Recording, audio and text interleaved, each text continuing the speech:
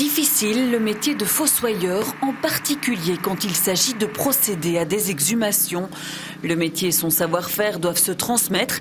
C'est précisément l'objectif de cette journée de formation. La première fois qu'on exhume, on est en écolage. On ouvre les caveaux et on exhume les corps pour les transporter dans un ossuaire. Donc on sort tout ce qui est cercueil, tout ça de concessions qui sont abandonnées ou non payées ou de défauts d'entretien. Donc voilà je veux dire il y a différentes méthodes pour évacuer tous les restes humains. Il y a du triage, cercueil, zinc, bois, il y a un peu de tout. Donc c'est toutes des techniques qu'on a appris en théorie avec Monsieur de Florenne. Et alors ici on les met en pratique ici aujourd'hui dans le cimetière d'Oé. La fusion des communes a eu un impact négatif sur les cimetières dont la gestion a été quelque peu oubliée.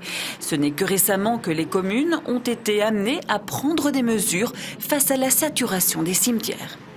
La gestion des cimetières était devenue accessoire. Je pense qu'avec le temps qui passe et les nouvelles impositions, mais également les coûts, ça nous impose de réfléchir à d'autres formules et à d'autres actions à mettre en œuvre. Et certainement, oui, nous aurions peut-être dû, le politique entre autres, aurait peut-être dû être plus attentif il y a quelques années pour gérer davantage. Dans la commune d'Oé, c'est la première fois qu'une campagne d'exhumation est organisée. La période hivernale est propice à ce travail délicat. Qui sont liés forcément à la mauvaise aération des caveaux, donc il faut ventiler les caveaux. On a des risques qui sont liés à tout ce qu'on peut avoir comme particules microscopiques en suspension. Ce sont quand même des corps qui ont commencé à entrer dans des processus de décomposition. On a des risques psychosociaux aussi. Il est clair que pour un fossoyeur, découvrir un corps qui n'est pas décomposé et qui renvoie à sa propre histoire, ce n'est jamais simple à gérer. Je ne crois pas que nous sommes faits, que nous sommes programmés naturellement pour voir des corps en décomposition. Quand on rentre, quand on a fait des exhumations, on n'est pas dans notre assiette non plus. Forcément, on a vu vraiment des choses pas très jolies à voir.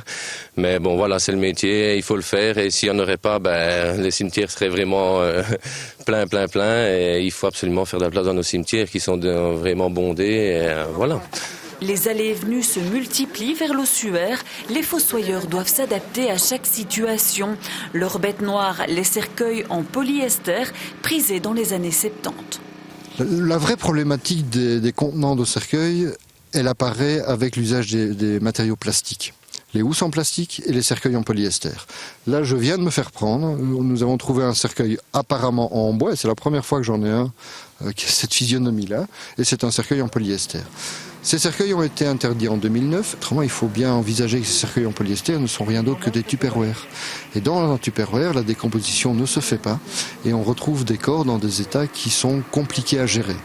Certaines grandes communes préfèrent externaliser cet aspect du métier et font donc appel à une société pour procéder aux exhumations ou autres travaux dans les cimetières.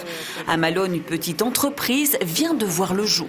Il faut savoir que les exhumations, c'est vraiment une période pendant l'année. Donc souvent, c'est de janvier à mars, début avril. Il faut qu'il fasse froid, donc comme M. de Florenne l'a expliqué. Donc elles font appel à nous. Maintenant, ça fait partie d'appels d'offres, tout ça. Donc on répond à tous ces marchés-là. Et on a aussi les agréations. On a suivi cette formation pour pouvoir aider les communes.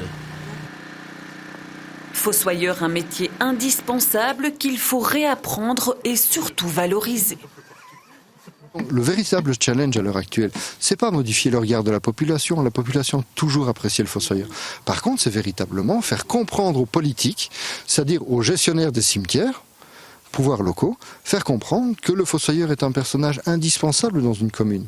Je veux dire, c'est un petit dernier geste qu'on rend à la famille, que forcément on connaît souvent dans les communes et tout ça, comme je travaille dans ma commune où j'habite et voilà, donc c'est pour ça que ça m'a un peu poussé aussi là-dedans, c'est rendre un dernier service aux familles, voilà. Ce métier est singulier, il demande sérieux, dignité, mais aussi une grande capacité de distanciation.